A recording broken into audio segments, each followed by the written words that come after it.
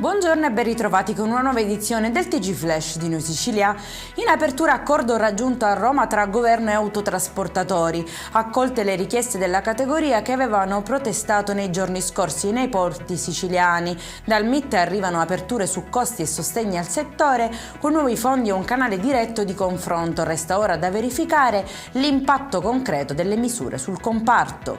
Incidente mortale a Carini nel Palermitano, dove un cinquantenne ha perso la vita in uno scontro tra due auto, gravemente ferite altre due persone, trasportate in codice rosso all'ospedale Villa Sofia. Indagini in corso per chiarire la dinamica del sinistro. Un sistema basato su falsi incidenti e certificazioni mediche alterate per ottenere risarcimenti indebiti, e questo è il quadro emerso da un'indagine della Guardia di Finanza di Palermo che ha portato a 5 indagati, tra cui anche un medico del pronto soccorso. Coinvolte complessivamente circa 60 persone, con un danno stimato per le compagnie assicurative superiore a 110.000 euro.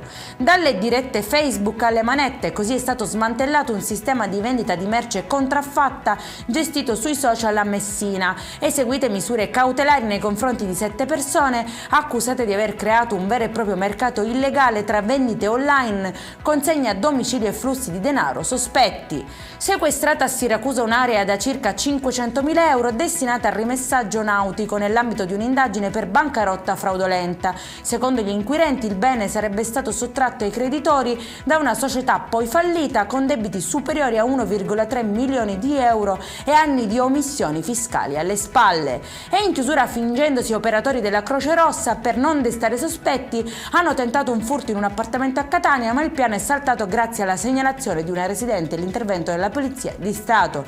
Per questa edizione è tutto, prossimo appuntamento alle 19:30, buona giornata.